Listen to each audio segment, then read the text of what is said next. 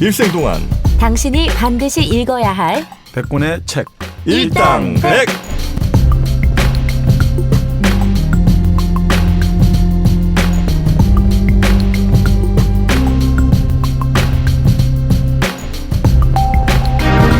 일생 동안 당신이 반드시 읽어야 될 100권의 책 일당백 41번째 시간이 시작됐습니다. 안녕하세요. 저는 정프로고요. 안녕하세요. 정민영입니다. 네, 똑같습니다. 네, 정박입니다. 좋습니다. 여러분이 힘을 내셔야 돼요. 이렇게 지금 축축 처질 때가 아닙니다. 날씨 처진다고 여러분까지 처지시면 이 어떡해. 사람들은 원래 목소리가 쳐져요. 아, 정말 답답들 하시네 진짜. 우리 청취자분 통통 튀어야 됩니까? 왜냐면 우리 청취자분들도 지금 힘들단 말입니다. 예. 여러분이 좀 더 힘을 좀 내주시면 고맙겠습니다. 뭐 특별히 이제 우리 정민여가 더 제가 활약해야죠. 정민여 때문에 듣는 분들이 꽤 되시더라고요. 다 저 때문에 듣는 거 아니었어요? 근데 저 되게 요즘 속상해요. 왜? 제가 원래 엄청 뇌가 순수했거든요. 뇌가? 되게 귀여웠단 말이에요. 뇌주름이 아주 주름이 안 잡혔다. 네. 근데 지금 자꾸 정박님이랑 이 방송을 하고 난 뒤로 아는 게 많아져가지고 복잡해요. 저도 개인적으로. 주변 사람들한테 어떻게 좀 어떻게 언니 그런 것도 알아요? 뭐 이런 얘기 좀 듣습니까 요즘에? 그렇진 않고요. 그 정도는 아직 아니지? 그래. 그런 대화를 누구랑 하겠어요? 친구랑 뭐 이런 얘기 하겠어요? 절대 못하죠. 그래요. 하지만 또 우리 정민여가 꼭 그 무식한 캐릭터로 남을 필요는 없어요. 맞아요. 발전하면 발전하는 대로 그대로 보여드립니다. 있는 그대로 보여드릴게요. 네. 아직까지는 멀리 남은 것 같으니까 너무 걱정하지 마시고. 자 오늘 저희 일당백 41번째 책은 어떤 책입니까 우리 정박님? 네, 흔히 동화로 많이 알려져 있는데 사실 동화가 아니고 아주 통렬한 정치 풍자 이야기거든요. 근데 다들 우리는 동화로 알고 있죠. 바로 글리버 여행기. 오, 당연히 동화인 줄 알았는데. 글리버 여행기. 네. 네. 걸리버 여행기 저는 한 30여 페이지짜리로 본 것 같습니다. 보면 이렇게 30페이지 중에 물론 이제 그림이 이제 한 80% 되죠. 그래서 왜 그 큰 사람이 이렇게 누워 있고 조그만한 사람들이 이렇게 막 맞아. 영체 하는 거 해갖고 줄로 다 매놓잖아요. 네. 그래서 막 머리카락 같은 것도 다 이렇게 묶어갖고 네.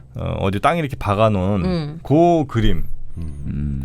그 그림 정도가 기억이 좀 나고요. 근데 이게 무슨 정치 풍자요?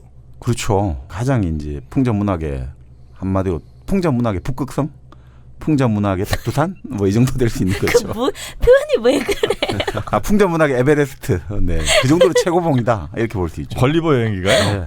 그러니까 지금 우리가 알려진 게 보통 글리버 여행기가 일부에 소인국에 가잖아요. 릴리포트라는 소인국에 가서 릴리포트 그거예요? 우리가 가는 릴리포트 짝 한번 해요.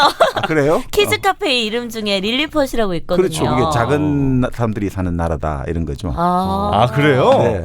그래서 그렇게 그래서 막 다 조그맣게 아이들이 노는 그런 집 같은 것도 다 있고 그런 거구나. 그렇죠. 이게 글리버 여행기에서 나온 말들이 많죠. 글리버 여행기의 사부가 후이넘이라는 말들이 다스린 나라인데 그 말이 다스린 나라예요. 후이넘이라고 이름 붙여진 말들이 다스리거든요. 거기서 인간들을 뭐라고 부르냐면 인간들이 아주 한마디로 동물로 이제 아주 탐욕스럽고 욕심 많고 이런 존재들인데 그 동물화된 인간을 부르는 명칭이 바로 야후예요. 야후. 예전에 우리 야후 포털 사이트. 그렇죠. 거기서 따온 거예요. 야후. 그래요? 네, 그러니까 의외로 그런 게 많아요. 특히 없던 말인데 이 사람이 만들어낸 말인 거죠. 그렇죠. 그리고 특히 이제 우리 애니메이션 일본의 미야자키 하야오 감독이 만든 천공의 성 라퓨타. 바로 여기 3부 글리버 여행기 3부에 나오는 공중국 하늘을 떠도는 나라. 바로 거기서 라퓨타가 나온 거죠. 그러니까 글리버 여행기 사실 착안해가지고 많은 어떤 예술 작품들이 많이 나왔죠. 이게 30페이지짜리가 아니란 말씀이죠? 아니죠. 네. 이게 다 해서 몇 페이지짜리입니까? 이게? 아니 이게 꽤 많이 됩니다. 이게 좀 추가감 책들도 400페이지 넘어가고 어느 정도. 그럼 우리가 보통 동화책이나 뭐 이런 만화 같은 데서 보는 그 부분들은 거기에 그 책에 나오는 일부 2부 정도만. 네. 1부와 2부. 예, 1부는 소인국 릴리포시고 2부는 거인국 브롭딩넥이라고 거인국에 간 거죠. 글리버가. 그 정도 이야기죠. 이거 제대로 읽은 사람이 내가 볼 때는 거의 없을 1%도 안 돼. 우리나라 국민의 1%도 채 안 된다고 봅니다. 그럴 수 있죠. 그리고 사실 이게 당대에 18세기 초반에 출판됐을 때도 이게 너무나 정치적인 풍자라든지 이런 것들 당시 권력 것들을 비판하는 게 많아가지고 은근히 비판하지만 그 비판 내용이 많아서 출판업자가 좀 겁을 먹고 내용을 초반에 이제 대폭 자기 마음대로 삭감하고 이래가지고 실제 이 책을 썼던 조나선 스위프트 입장에서는 상당히 기분이 나빴다. 이런 것도 있죠. 그리고 책을 처음 낼 때 자기 이름으로도 못 냈어요. 익명으로 냈어요. 이게 잘못하면 문제가 생길까 봐. 네. 그 정도로 비판의 칼날이 굉장히 서 있었던. 그렇죠. 이 뭐 보고 있으면 인간에 대한 아주 극심한 야유와 풍자도 있고 실제로 소인국이라든지 뭐 거인국이라든지 공중국이죠. 라퓨타. 3부가 공중국. 네. 4부는 몇 구? 4부로 되어 있습니다. 4부는 말들이 다스린 나라, 마인국이라고 하죠. 그 후이넘. 여기까지 이걸 통해 가지고 사실 당대 왕실이라든지 권력자들 그리고 인간이라는 종족 전체에 대해서 아주 정말 뭐 신랄합니다. 그래요? 아니 그 사람들이 안 읽는 이유 중에 하나는 어디 가서 읽었다고 자랑할 수가 없어. 맞아. 나 걸리버 행기 요즘 보고 있잖아. 이러면 이게 없어 보인단 말이야. 그렇죠. 무슨 동화책 읽는 그러니까. 것 같은 느낌도 나고. 근데 절대 그런 책이 아니라는 거죠. 네, 아주 뭐 이건 걸리버 연기 사실 이 서문을 읽어보면 걸리버가 그 이제 작중 주인공이 걸리버지 않습니까? 근데 걸리버가 이 자기 사촌에게 편지를 보내는 걸로 서문을 그런 식으로 이제 이야기를 구성을 했거든요. 네. 그 서문을 지금 읽어봐도 아주 살벌하거든요. 이런 식으로 물어봐요. 걸리버가 자기 사촌에게.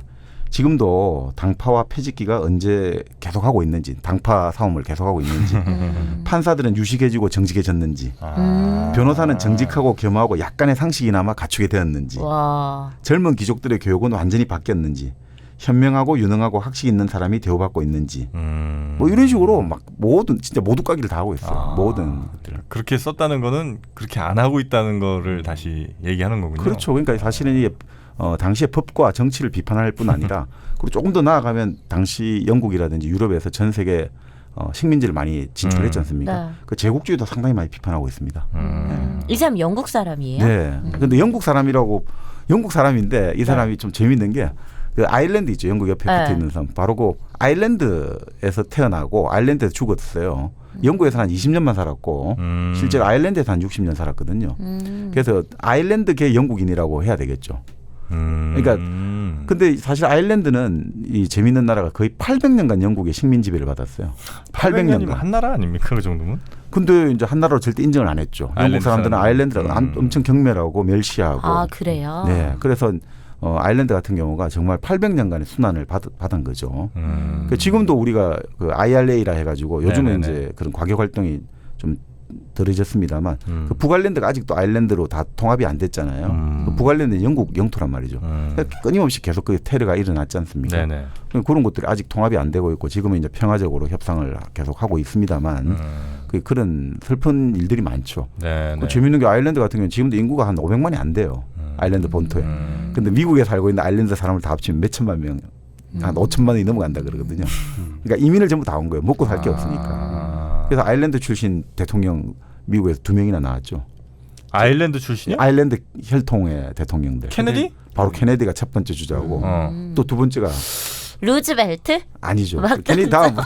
루즈벨트가 왜? 무슨 근거로 던진 거예요? 그냥 아는 미국 대통령 이름 던진 거예요. 레이건이 또 아일랜드계 이민이었죠. 그래요? 그 트레인스포팅이라는 영화 보면 그 아일랜드 실업자들 얘기가 엄청 나오잖아요. 안 봤구만. 정영진 씨가 본 영화가 그게 아닐 수도 있어요. 누구예요? 그 멋진 배우 이완 맥그리거. 그 친구가 거의 데뷔작인지 아니면 하여튼 굉장히 초반에 찍었던 영화인데 하여튼 엄청 달리는 영화 있어요. 그 영화 보면 그 아일랜드 맞죠 거기? 예, 맞아요. 아일랜드에서 맨날 마약하고 사건 사고 치고 다니고 뭐 이런다고요. 그러니까 이게 뭐 제대로 된 일자리도 없고 뭐 이러다 보니까 맨날 그러다가 이제 애가 막판에 정신을 차리든가 가든가. 저도 20년 전에 봐서 기억이. 하여튼 뭐 그런 영화 있었어요. 그 이안 맥그리거가 아일랜드 출신 아니에요? 맞아요. 아일랜드계였네. 그쵸. 그 맥그리거라는 이름이 들어가면 아일랜드 아니에요? 어떻게 그런 게 있어요?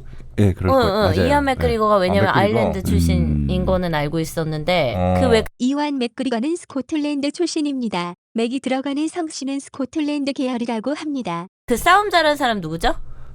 무슨 뭐 왜요? 저 못 싸움 쪽은 잘 틀렸어요? 몰라서. 그 외에 맥그리거였어? 세기에 뭐 그거 있잖아요. 세기에? 세기에 펀치 2명 네. 네. 있잖아요. 그 뭐야? 모하메드 알리? 아니 얼마 전에 그거 했던 거 아, 거기도 아일랜드잖아요. 무슨 맥그리거 뭐 있을 것 코너 같아. 맥그리건가? 다 모르네. 어떻게 나보다 몰라? 요즘 그런 거 뭐지? 아 이거 되게 이거 유명한 사람이잖아요. 자, 여러분의 좀 답답하다 내가. 퀴즈로 드리겠습니다. 과연 최근에 싸움 잘하는 맥그리거는 누구일까요? 아그 유명한 사람 있잖아요. 얼마 전에 했던 맥그리거 대 메이웨더 뭐. 아 그래 메이웨더랑 네. 맥그리거에서 맥그리거는 누구예요? 얘도 아일랜드 출신 이름이 뭐 아니에요? 이름이? 코너 맥그리거 아니야? 맞나봐요. 코너 맥그리거. 그래, 내가 맞췄잖아. 그러니까 맥그리거가 아일랜드 출신. 아일랜드 출신이다. 네. 한심하게 지금 바라보시던 우리 정말. 아닙니다. 아니 근데 아일랜드 영화가 많았죠. 지금 말씀대로 네. 들고 뛰는 걸로 아주 유명했던 영화가 혹시 블러디 선데이라고 블러디 선데이. 그 유명한 감독이 만들었죠. 폴 그린그래스 감독. 네. 본 시리즈 만든 본 감독. 시리즈. 그 감독이 사실은 그 이게 실화거든요. 네. 아일랜드에서 그 북아일랜드에서 1972년에 일어난 실화예요. 그러니까 평화로운 시위를 하고 있는데 영국 공수부대가 투입돼가지고 무차별 발포를 해가지고 수많은 이제 아일랜드 시민이 죽고 다쳤어요. 그런데 문제는 그 진상을 이제 영국 공수부대 쪽에서 먼저 발표했는데 아일랜드 시대에서 먼저 발표를 했다는 식으로 해가지고 진상을 다 덮어버리고 이제 정말 이런 모든 역사적 진실을 바꿔버렸는데 그리고 결국 나중에 밝혀졌지만 아무도 처벌받은 영국 군은 없다. 근데 그때 이 감독이 완전히 격분을 해가지고 IRA에 들어가는 거예요. 감독이요? 그 그린그래스 감독이. 그래서 IRA에 입대를 하는 거예요. 자기가 진짜 이걸 못 참겠다. 그래서 그 사람이 나중에 이걸 꼭 영화로 만들어야겠다 해서 만든 게 바로 블러디 선데이고 그리고 영화를 너무 잘 만들어가지고 할리우드에서 이제 본 시리즈를 맡긴 거죠. 아, 그래요? 네, 이게 좀 웃기게 된 거죠. 이안 맥그리거 아일랜드 아닌가 봐요. 영국으로 나오는데요. 아 그럼 이 아일랜드 사람도 맞을 아일랜드 거예요, 출신인가 보다. 네, 그럴 거야. 그 영화 아일랜드라는 게 있어서 그 이미지가 강한가 보다. 스칼렛 아일랜드. 요한슨이랑 이안 맥그리거랑 나왔던. 근데 뭐 사실 아일랜드 이 문제를 다룬 최고의 걸작 네. 중에 하나는 바로 아버지의 이름으로 그거죠. 그것도 들어봤다. 다니엘 데이 루이스가 나왔죠. 음. 아주 명작이었죠. 그 양반이 영화를 진짜 한 10년에 하나씩 찍어요. 네. 다니엘 데이 네, 네, 루이스가. 그 전에 찍었던 영화가 뭐죠? 뭐 나의 왼발도 나의 왼발. 나의 왼발, 네. 뭐 프라의 봄, 모이칸, 라스트 모이칸. 라스트 모이칸. 그게 이제 제일 흥행작이고 우리나라에서는. 그다음에 이제 아버지 이름으로 아유 뭐. 10년에 한 번은 아닌가 보다. 한 7년에 한 번 정도로 할까 그러면?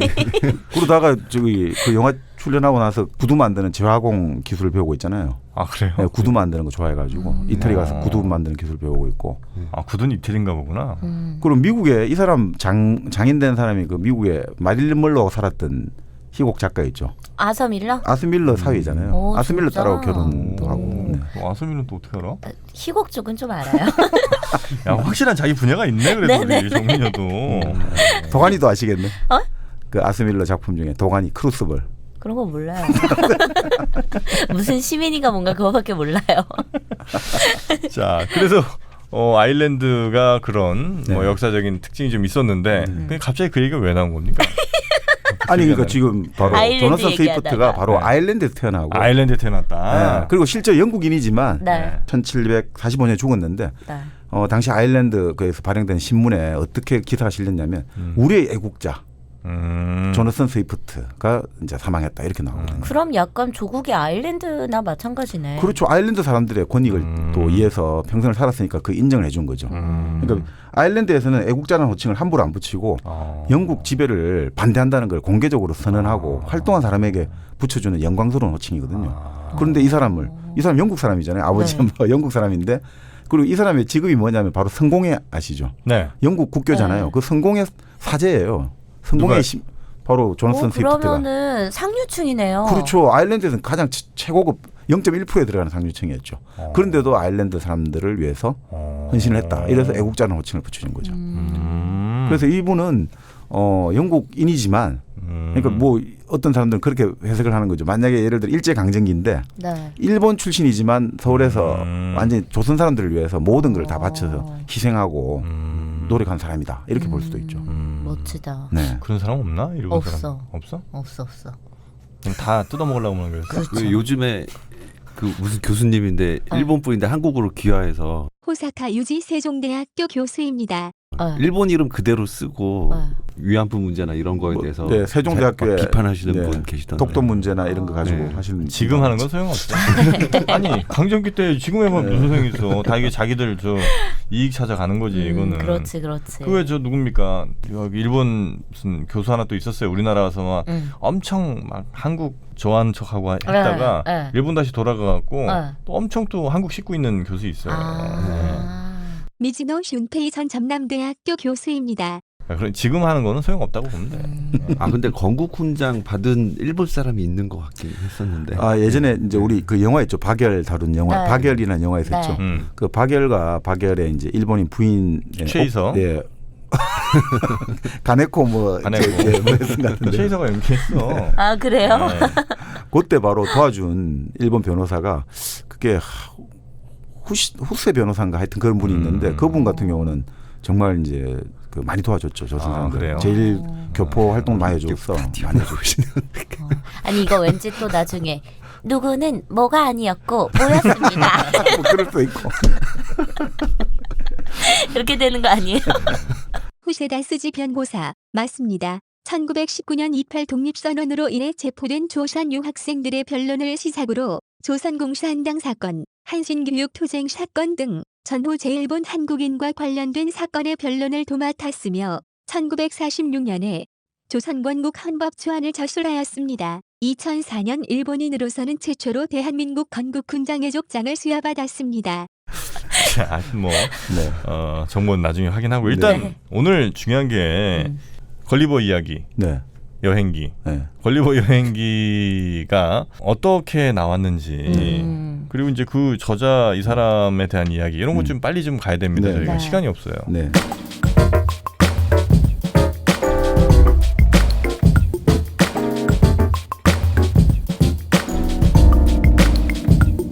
근데 이 걸리버 여행기를 쓴 조너슨 스위프트 같은 경우는 네. 이제 17세기 후반에 태어났거든요. 1667년 그 아일랜드의 지금 수도죠. 더블린에서 태어났죠. 더블린 가보셨습니까? 더블린은 뭐 안 가봤네. 더블린, 고블린 뭐 이런 데가 몇 군데 있어요. 블린으로 끝나는데. 맞아. 고블린 어디서 들어온 것 같은데. 고블린은 서양의 동화에서 사람들을 괴롭히는 작은 키의 괴물로 자주 등장하는 전설의 생물입니다. 에블린도 있어요. 에블린도 있고. 속옷 브랜드. 아 그래? 거기 너무 작게 나오더라. 근데 이분이 참 이게 정말 저번에 우리 정민현이 말씀처럼 작가들은 이렇게 왜 이렇게 불행한 어린 시절이 많은지 이분도 아버지 얼굴도 보기도 전에 아버지가 돌아가셨어요. 엄마 뱃속에서 유복자로 태어난 거죠. 그래서 엄마가 한 2년 정도 데리고 있다가 엄마는 다시 영국으로 돌아가요. 그래서 큰아버지가 키운 거예요. 아 자기 자식을 버려요? 네. 버렸다기보다 뭐 엄마 인생을 또 찾아간 거죠. 마치 예전 우리나라 그 문화 예술인 중에 한 명 있잖아요. 한대수 선생. 한대수 선생도 아버지가 미국 유학을 갔는데 실종이 돼버렸어요. 그래가지고 어머니가 유명한 물리학자였어요. 우리나라에서. 핵폭탄을 개발하라고 미국에 보냈는데 실종이 돼버렸어요. 그래서 나중에 정말 몇십 년 만에 다시 만난 그죠? 한 20년 지나서 살아 있었어요 그분이? 근데 살아서 만났는데 한국말을 다 까먹었다는 거예요. 전혀 모르고 그동안 일어났던 일을 절대 말을 안 한다는 거예요. 무슨 일이 있었네. 모르죠. 잡아다가 뭔 짓 했네 정부에서. 참 그런데 그래서 결국 어떻게 되냐면 한대수 선생은 어릴 때 어머니가 몇 년 기다리다가 도저히 아버지하고 연락이 더 이상 안 되니까 결국 어머니는 딴 데 가시고 할아버지하고 같이 살았죠. 그래서 이제 나중에 시간이 많이 지나서 아버지가 미국에서 찾았다 연락받고 그래서 미국 가서 그 60년대 말을 고등학생 이 하이틴 생활을 히피들 문화가 득세할 때 그때 지냈던 거죠. 그러다 다시 또 한국에 왔으니까 이분이 참 얼마나 힘들었겠습니까. 그 당시 60년대 70년대는 한국의 군사 문화가 완전 득세할 때인데 하여튼 뭐 그런 식으로 이 어릴 때 아버지 어머니하고 떨어져서 이렇게 생활하게 된 거죠. 이 스위프트 같은 경우도. 자, 그러면서 이 사람 같은 경우도 이제 20대가 되어가지고 본토로 건너간 거죠. 런던으로. 그래서 뭔가 출세를 하려고 생각했는데 이 사람이 당시에 활동할 때가 영국에 두 가지 당파가 있었거든요. 토리와 휘그가 있었거든요. 그러니까 요즘에 이제 토리가 이제 지금 보수당이 됐다. 지금 영국 보수당의 원류다. 정민영 감동 안 합니까? 근데 휘그 맞췄잖아. 뭐라고 하는지 제가 잘 못 들었어요. 뭐야? 휘버요? 휘바는 저기 핀란드고 토리까진 들었고. 토리당 휘그당. 그렇죠. 네. 토리는 좀 보수적인데 네. 큰 차이는 없어요. 당시에는. 네. 당시에는 19세기 때 이제 토리가 보수가 되고 네네. 휘그가 나중에 좀 다른 쪽으로 자유당 쪽으로 갔다 이래 보는데 당시에는 어떻게 되냐면 토리 같은 경우가 영국 국교 있죠. 성공회. 네. 성공회에 좀 더 호의적이고 왕실, 왕권에 좀 더 호의적인 사람들이에요. 근데 휘그는 좀 더 영국 왕실보다는 좀 더 의회의 힘을 좀 더 좋아하고 네. 또 비국교도라고 하죠. 성공회가 아닌 사람들에 대해서도 조금 더 호의적이다. 그 정도 차이 정도거든요. 그러니까 이런 것들이 나중에 글리브 여행기 일부에 다 반영이 되고 있습니다. 그래요? 굽이 높은 구두를 신느냐 낮은 구두를 신느냐 요 정도 차이밖에 없는데 자기들끼리는 서로 막 어르렁 거린다. 그랬죠. 근데 스위프트 같은 경우는 처음에 휘그를 좀 하다가 나중에 이제 평생 토리로 돌았었는데 네네. 그게 뭐 사람들이 보수적이다는데 그거하고는 좀 상관이 없고 이 사람 직업이 영국 성공회 신부잖아요. 아무래도 거기 갈 수밖에 없네. 그렇죠. 그 정도로 이해해 주시면 될 것 같은데 네. 문제는 이 사람이 좀 활동하려고 한 그 당시 영국 왕실이나 정치권의 중심이 휘그가 잡은 거예요. 휘그가 정권을 몇십 년간 잡고 있는 거예요. 그러니까 이 사람이 별로 그 재미를 못 보는 거죠.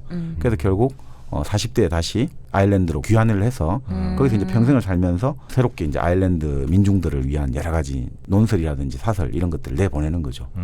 그러면 당시에 이 사람이 눈을 뜬 거죠. 이 아일랜드가 너무 힘들게 살고 있다. 그러니까 당시 아일랜드가 농지가 별로 없는데 목초지가 많은데 그 토지의 거의 80%를 영국 이제 흔히 말하는 지주들이 다 갖고 있는 거예요. 영국 지배 세력들이. 그 아일랜드 사람들이 먹고 살 게 없잖아요. 그러니까 이 사람이 정말 아일랜드 사람들은 구조적으로 굶주리게 돼 있는 거죠. 그래서 나중에 이 사람이 아주 통렬한 풍자 문학의 대가잖아요. 그 온건한 제안이라는 어떤 글을 발표하거든요. 그 제안이 간단해요. 지금 영국 아일랜드에 12만의 굶주린 아이들이 있는데 뭐 어차피 이거 다 죽을 거 아니냐. 그러니까 한 4만 정도 5만 정도 남겨놓자. 여자의 4만 남자의 1만. 그래서 1대4 정도. 남자의 하나가 여자의 넷을 거느리게. 그 정도로 그냥 이제 종족 번식용으로 남겨놓고 나머지는 애들을 이제 영국의 귀족이라든지 영국에 그냥 먹이로 보내자. 먹이? 예, 인육으로 보내자. 인육이요? 네, 그래서 먹고 살게 하자. 오늘 어차피 죽을 건데 자기 엄마 아버지가 먹는 것보다는 이 애들 통통하게 하면 이게 애 하나당 정식 코스 나온다. 와. 이렇게 하면서 그리고 애들이 고기가 맛있게 하기 위해서 보내기 한 달 전에는 엄마가 젖을 충분히 줄 수 있도록 해갖고 통통하게 살을 찌워서 보내자. 이런 식으로 아주 시니컬하게 당신들 어차피 이렇게 애 죽이는 거와 똑같다. 애를 잡아먹는 거와 똑같다. 당신들이 지금 아일랜드의 모든 식량을 다 수탈해 가니까 그게 애들 죽이는 거하고 뭐가 다르냐. 이런 식으로 아주 정말 시니컬하게 비판했다는 거죠. 난 실제 그런 걸 뭐 추진했다니 깜짝 놀랐네. 그런 식으로 해서 사람들한테 번쩍 이제 아주 야유를 퍼붓는 거죠. 너희 하는 일이 뭐 사람 먹는 거하고 뭐가 다르냐 이런 거죠. 그런 글들을 많이 쓰고 이 사람이 그러니까 그런 좀 뭔가 권력에 반대하고 네. 국가라든지 영국 그 영국 입장에서 보면 좀 약간 매국노 같잖아요. 그렇죠. 쥐가 영국인이면서 어떻게 아일랜드를 저렇게 띄워주냐 이렇게 되니까 그 영국에는 런던이나 이쪽에는 특별한 기념물이 없다고 하더라고요 지금도.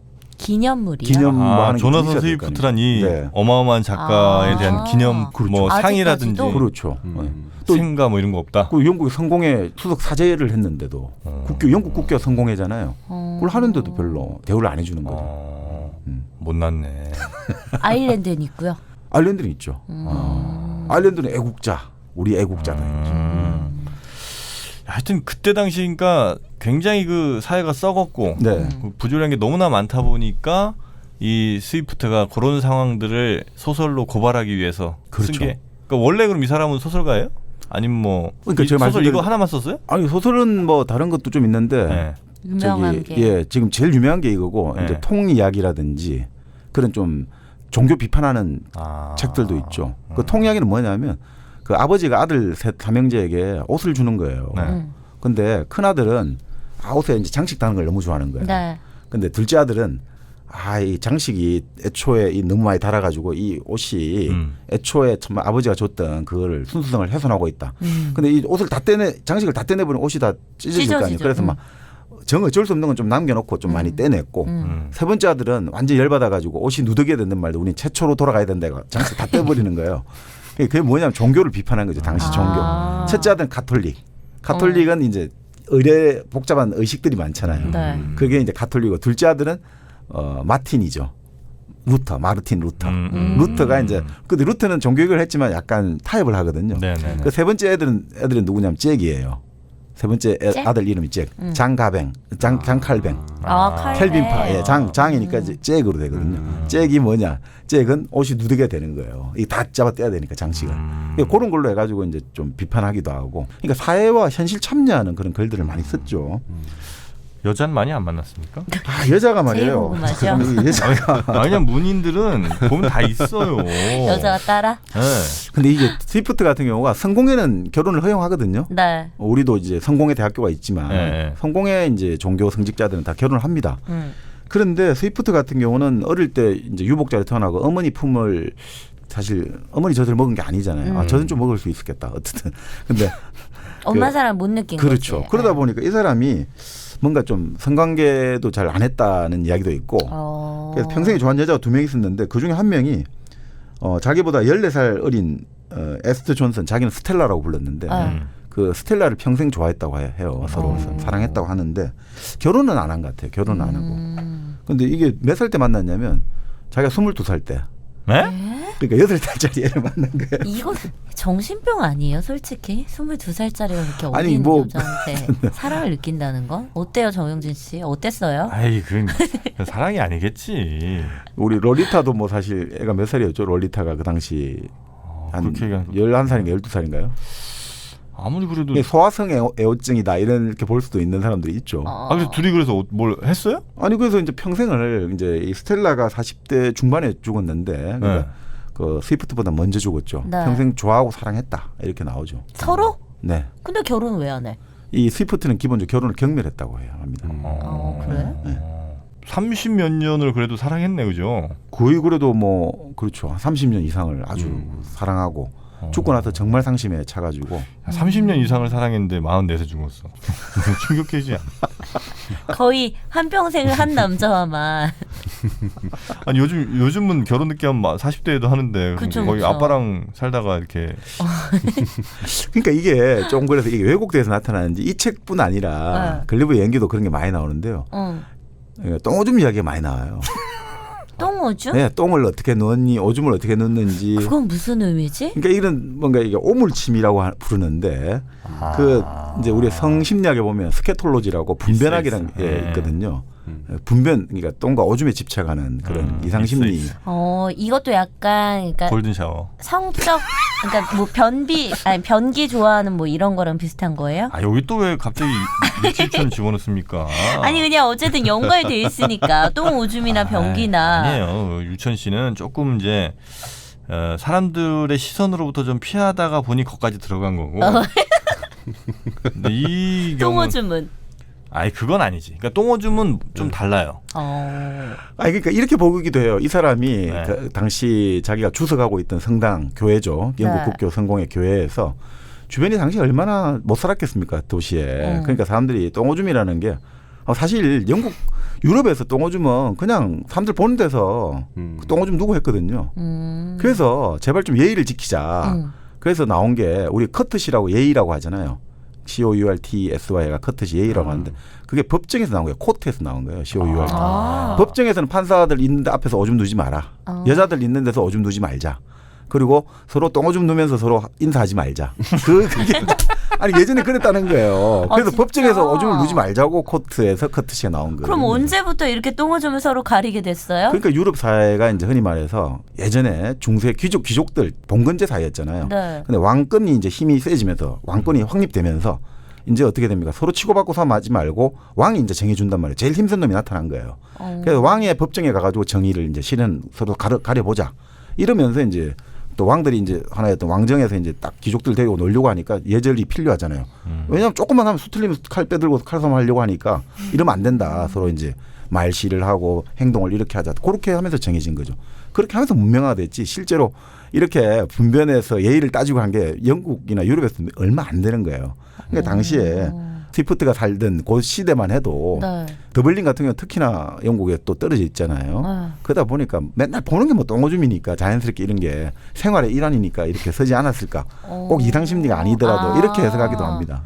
그 외에 하이힐의 기원 같은 거 나왔을 때도 그게 똥 태풍 피하려고 네, 그런 그렇게 이야기 된 나오죠. 거라면서요. 우산을 쓰고 다니는 것도 마찬가지. 우산도요? 우산은 왜요? 왜냐하면 길 위에 또 2층 3층에서 갑자기 오줌 취하니까? 예, 그러니까 오줌을 담아놓은 통을 그냥 막 버리니까 그 오줌 벼락 맞으면 안 돼. 똥오줌 벼락을 맞으면 안 되잖아요. 그래서 우산을 이제 양산을 쓰고 다녔다. 뭐 이런 이야기도 있죠. 재밌네. 그 우산은 어떻게? 해? 그 베르사유 궁정에도 방이 네. 수백 개가 넘었는데 화장실이 화장실이 없잖아요. 없어. 그러니까 그래. 저 숲을 같은 데 가서 화장실 누고 그랬다잖아요. 이 글리브 연기 3부에도 나오는데 3부에 이제 라프타 성에 그 섬에 가서 네. 정말 쓸데없는 연구하는 연구소가 있거든요. 그 연구소에 보면 대변을 가지고 음식을 다시 돌리는 연구를 하는 학자들이 나와요. 대변을 다시 음식으로. 환원해서 왜냐하면 대변에 영양분이 많이 남아 있는데 이걸 왜 그래서 그 연구가 나오는데 실제로 우리나라에서도 이 글리브 연기를 보고 썼는지 모르겠는데 그 소설가 김동인 아시죠? 김동인. 배따라기, 네. 운영궁의 봄, 어. 광염소나타 뭐 이런 김동인 우리나라 근대 소설의 원톱. 예. 감자? 그렇죠. 감자 맞아요? 감자, 예, 맞습니다. 오. 그 김동인의 단편 네. 소설 K 박사의 연구도 바로 그 똥을 가지고 뭔가 음식을 만드는 연구하는 소설이 나오거든요. 그 일종의 SF 같은 느낌을 주는데 이 소설하고 비슷한 주제였죠. 근데 최근에 일본에서 개발에 성공했어요. 뭐요? 진짜로 음식을 만드는 거? 아니 똥을 가지고 스테이크로 만드는. 와 대단해. 스테이크를 만들었다고요? 네, 그 스테이크 소스를 집어넣어가 완전히 거의 똑같다고 해요. 실제로 냄새도 안 나고. 먹은 사람도 있대요? 그럼 연구를 해가지고 했는데 문제는 이제 그걸 만드는 비용이 만드는 비용이 현재 고기보다 한 20배 더 드니까 아직 경제성이 없는데. 와 근데 나중 되면 진짜 그런 레스토랑이 생길 수도 있겠다. 아니 그러니까 설국열차에 네. 뭐 그 나오잖아요. 바퀴벌레 가지고 나오는데 뭐 네. 바퀴벌레는 곤충은 아주 중요한 영양 수단이고요. 그 실제 그런 연구는 최근에 일본에서 성공했다고 나오죠. 옛날에 TV에서 그걸 가지고 아이스크림을 만든 걸 본 적은 있었는데 실험을 그래요? 진짜 해가지고 그만 먹자 이제. 연예인들한테 이런 것도 되게 비유가 약하신가 봐요. 근데 그게 비유가 바로 약하신가 이 봐요, 풍자를 정은지 하는 거죠. 씨. 제가 보기에는 조나선 스위프트가 풍자를 하기 위해서 사람한테 제일 좋은 거는 사람의 옷 같은 거 있잖아요. 네. 사실 사람이 옷으로 자기 잘난 척 하는데 그 옷 벗겨보면 아무것도 없다. 그런 걸 풍자를 하고 또 음식 같은 거 너가 뭐 좋니 나쁘니 뭐 맛있니 하는데 그거 사실 다 똥이다? 다 어차피 다 똑같다. 똥으로 나온다. 이런 거 풍자하는 거죠. 풍자는 통렬하게 이제 그렇게 까발려 주는 거니까 그 차원에서 이제 스위프트가 이런데 좀 그냥 당신도 고상한 척 해봤자 어차피 당신 군다고 생리현상 없냐 이렇게 물어보는 거죠. 그렇지. 그런 취지 걸그룹도 같아요. 다 똥오줌 싸고 하는 거니까요. 근데 저는 조금 약간 힘들었던 건 제가 잠깐 그 똥 스테이크를 상상을 했어요. 저도요. 그건 진짜 좀 힘들겠더라고요 저는. 근데 맛이 똑같아. 처음에 모르고 먹을 수 있잖아. 얘기 안 해주고. 그러니까 재료 만드는 과정을 안 보면은 아니 그러니까 재밌는 게 그 김동인 소설 K 박사의 연구가 그러니까 그 사람이 K 박사가 이제 사람들이 이걸 안 알리고 그 음식을 대접하는 거예요. 그리고 네. 나서 실제로 이걸로 만들었다니까 사람들이 토하고 난리가 나거든요. 그러니까 모르면은 그냥 맛있게 네. 내가 먹은 게 스테이크구나 하고 먹었을 건데. 그렇죠. 근데 그래서 K 박사가 이 사람들의 사회의 비난에 직면해가지고 어디 시골로 도피를 떠나요. 근데 시골에서 보니까 개가 똥을 먹는 거 보고 아예 더러워 이렇게 하는데 그날 저녁에 개고기로 조금 음식이 올라온 거죠. 단고기 음식이. 그러니까 이게 이렇게 맛있는 고기가 뭐냐니까 아까 본 그 개를 잡았다 이러니까 갑자기 이 사람이 그 똥 먹는 개를 우리가 먹었단 말이야 하면서 그 사람도 토하는 걸로 이렇게 소설이 결말이 나오는데 그렇죠. 사람이 알고 보면 모르면 그냥 약인데 알면 병이 되고 그렇게 되죠. 오늘은 걸리버 여행기죠? 네. 똥 여행기 어때? 똥 여행기. 걸리버로 가요.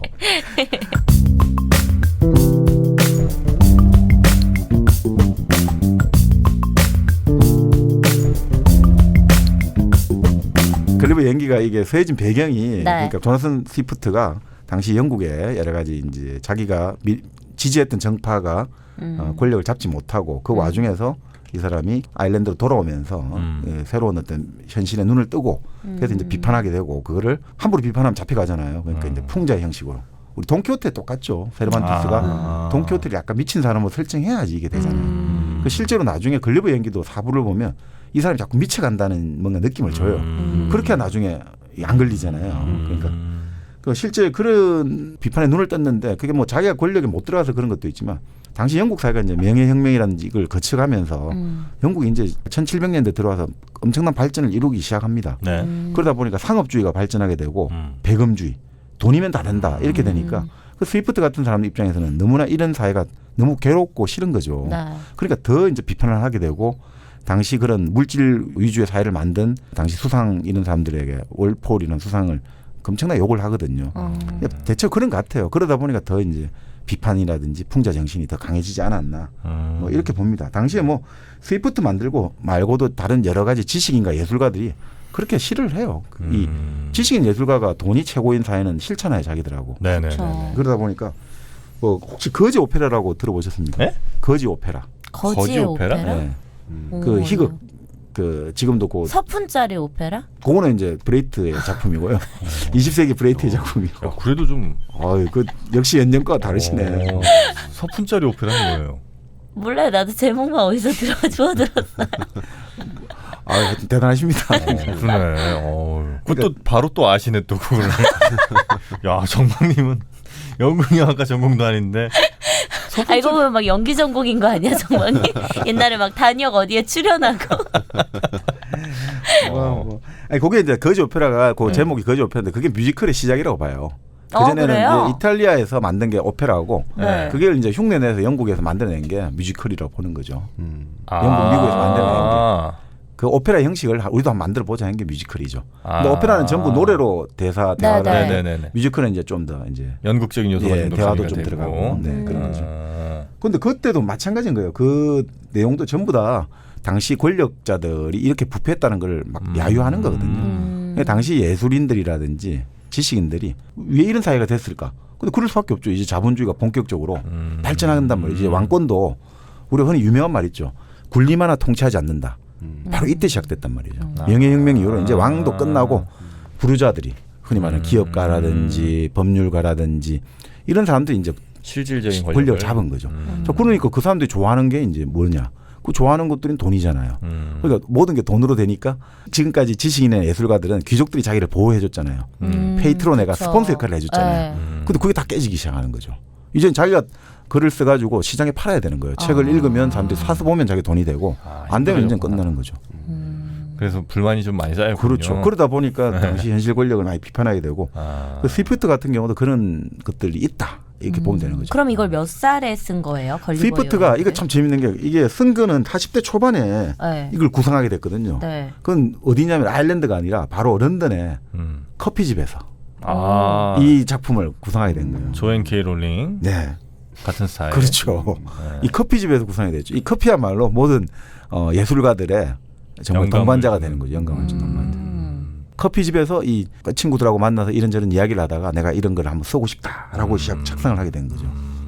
당시에 영국에 그 흔히 말하는 17세기 후반에 런던에 커피집이 요즘 지금 커피하우스죠. 네. 2,000개가 있었다거든요. 런던에만 2,000개가. 커피의 전성시대였죠. 그 당시. 이때 1700년대. 1600년대 말. 고대 1690년 요럴 때. 그 사람들이 모여가지고 이야기를 해야 되는데 모여가 이야기할 데가 없잖아요. 커피를 마시면서 막 이야기를 하는 거죠. 거기서 결국 대화와 토론, 민주주의 전통이 만들어지기 시작하는 거죠. 그렇게 해서 이제 마음을 먹고 본격적으로 써서 걸리버 여행기라는 책이 나왔고 나오고 나서도 바로 어떻게 이슈가 좀 됐습니까? 아니면 그때 당시는 별로 안 알려졌다 나중에 후에 알려지고 뭐 이런. 익명으로 출판했지만 나오자마자 베스트셀러가 됐죠. 영국에서도요? 네, 너무너무 재밌으니까. 그치, 약간 동화 같고 신비로운 느낌 나고. 이런 발상들이 너무 신기했다는 거죠. 인체가 사람이 정말 뭔가 거인국에 갔다가 서인국에 갔다가 이게 너무 재밌는 거죠. 그 전에 그런 거는 없었나? 이 책 전에는 막 뭐 거인의 이야기라든지 작은 사람의 이야기라든지 뭐 그런 게 없었나요? 뭐 라블레라든지 프랑스의 라블레가 가르강티아와 팡타그리엘이라고 뭐라? 가르강티아라고 좀 알아듣게 좀 얘기해 주세요. 그 라블레 이제 소설이 가르강티아와 팡타그리엘을 해가지고 그게 이제 그런 거인이 막 음식을 막 이렇게 막 수백 명 사람의 몫을 음식을 먹고 뭐 그런 이야기들 나오죠. 잭과 콩나무 여기보다는 더 이게 앞서는 건가요? 그거는 동화니까 동화니까 뭐 비슷한 거기 조금 여기가 좀 더 앞설 수 있네요. 여기가 좀 더 앞설 수 있고. 거인 얘기가 또 뭐가 있지? 굳이 따지자면 저기 아니 그리스 로마 신화도 그렇죠. 티탄족 네, 애들이 있으니까. 티탄 있죠. 우리 예전에 오디세이아의 퀴클롭스 그것도 있고 다 있죠. 눈 하나짜리. 그런 거인 얘기는 있기는 있었는데 네. 이렇게 아주 재밌게 묘사한 사람이 요 양반이 거의 최초. 예, 그러니까 그런 것들이 일종의 환상 동화다. 우리가 지금 요즘 SF잖아요, 이게 사실은. 그쵸. 하늘을 아는 섬에 가가지고 올라가서 놀고 말이 다스리는 나라에 가가지고 생활하고. 그건 약간 혹성 탈출에 또 맞습니다. 그 지금 바로 잘하시네. 마인국 이야기가 바로 혹성 탈출에 연결됩니다. 말이 지배한다. 나야. 나라고 마. 혹성 탈출도 본래 그 이야기가 존경해. 소설이 원작입니다. 맞습니다. 소설이 원작입니다. 소설이요? 예, 소설이 먼저 혹성 탈출이라는 소설이 있었어요? 혹성 탈출 말고 그 이름이 좀 다른데 네. 그게 원작이 돼서 그 만들어진 거예요. 근데 그게 그 모티프를 어디서 얻었냐? 바로 걸리버? 후이넘에서 얻었다. 글리버에서 얻었다는 거죠. 그래서 실제로 그러면 마치 사람처럼 대화하고 이런 애들이 말이 이제 사람처럼 돼서 말의 이야기를 하는데 사람이 그 언어를 배우는 거죠. 글리버 가가지고 그 후이넘의 나라에 가서 언어를 배우는 거죠. 실제 지금 그러니까 이 글리버 여행에서 나온 영화가 많죠. 책도 많지만 영화도 많죠. 우리 최근에 나온 것도 있잖아요. 맷 데이먼 나온. 맷 데이먼이요? 다운사이징. 그게 최고인가? 바로, 예, 이건 미니미들 얘기예요? 작년에 나왔나? 네. 그래요? 네. 그것도 사람이 줄어드는 이야기잖아요. 앤트맨처럼. 앤트맨도 있고 그렇죠. 앤트맨도 있네요.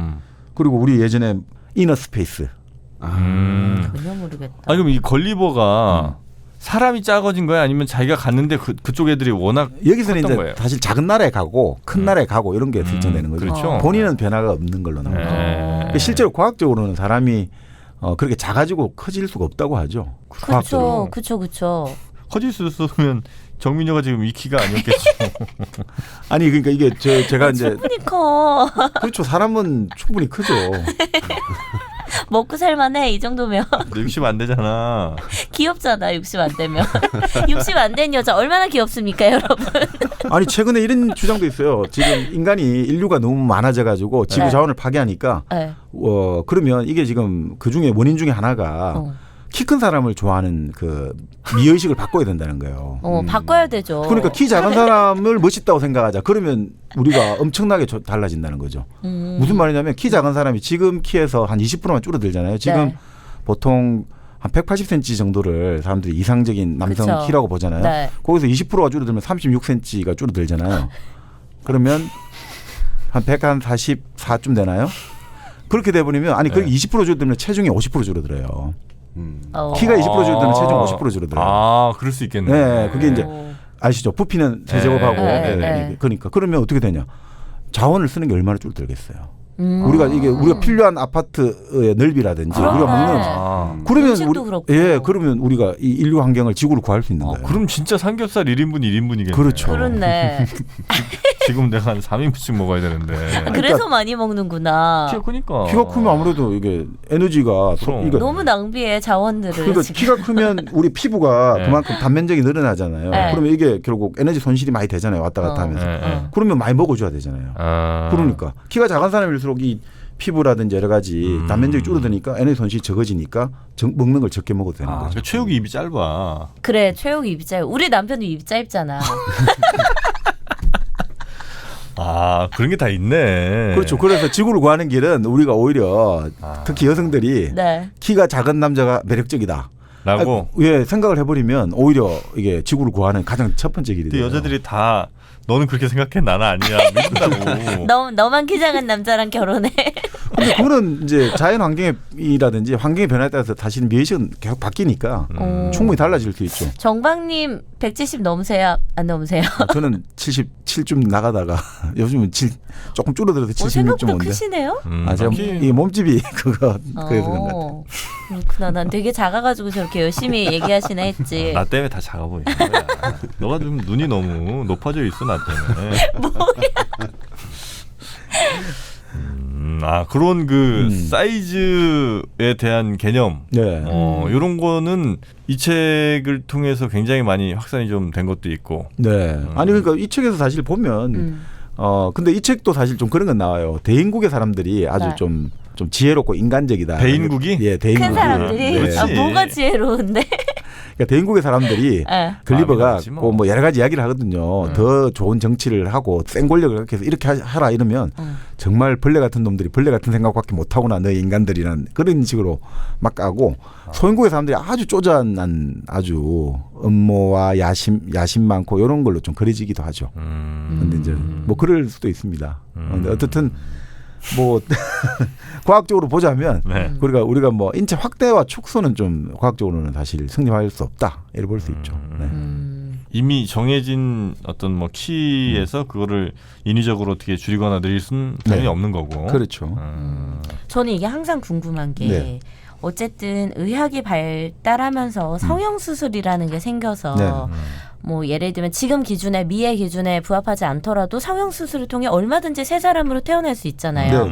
근데 이 단하나 안 되는 거 키는 정말 안 되잖아요. 이게 근데 앞으로 과학이 발전하면서 이것도 되지 않을까요? 지금도 되죠. 지금도 돼요? 네, 이게 어릴 때 그 러시아에서 이제 지금 러시아죠. 러시아에서 먼저 발전한 것 중에 하나가 그 관절들 있지 않습니까? 그걸 인위적으로 째가지고 늘리기 그 기구를 부착해가지고 키를 늘리죠.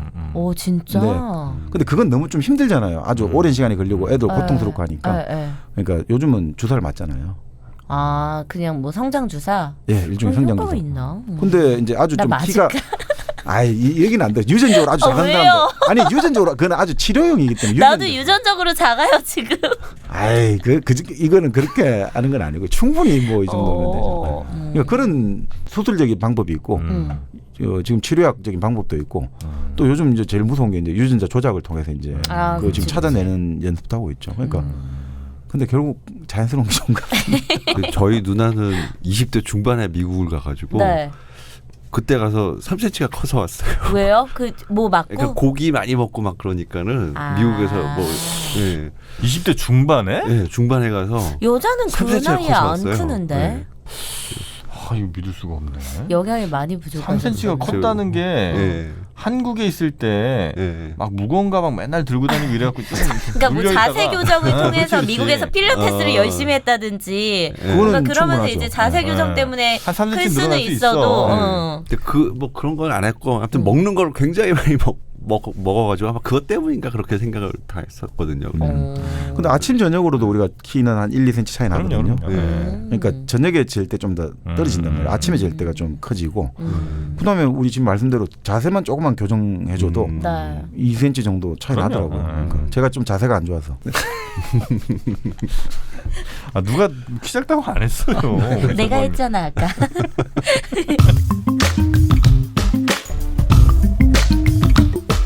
네, 이 조나선 스위프트, 테일러 스위프트의 이제 고종 할아버지 되시는 그런 말이 언제 나오나 싶었습니다.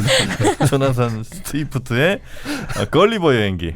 옛날에 우린 걸면 걸렸는데. 뭐야? 핸드폰. 네, 걸면 걸리는 걸리버. 네. 박진희 씨가 맞아요. 양택조 씨하고. 양택조 씨. 야, 어떻게 기억을 또 하시네. 버스에서 기억 못하는 게 없어 저분은. 버스에서 박진희 씨가 딱 올라탄다고. 맞죠? 버스, 시내버스 뭐 그러죠. 저는 엘리베이터. 저는 엘리베이터만 엘리베이터. 엘리베이터 맞다. 거기서 아주 장면이 아주 인상적이었죠. 섹시했죠. 네. 그 박진희 씨가 약간 본드걸 느낌? 그렇죠. 그 전까지만 해도 좀 약간 존재감이 그렇게 센 배우가 아니었는데 그때 전성기. 그때 완전 떴어요. 그 광고로. 왜냐면 이제 허벅지에 밴드 같은 걸 붙여놓고 거기에 이제 걸리버 휴대폰을 딱 꽂아놨었거든요.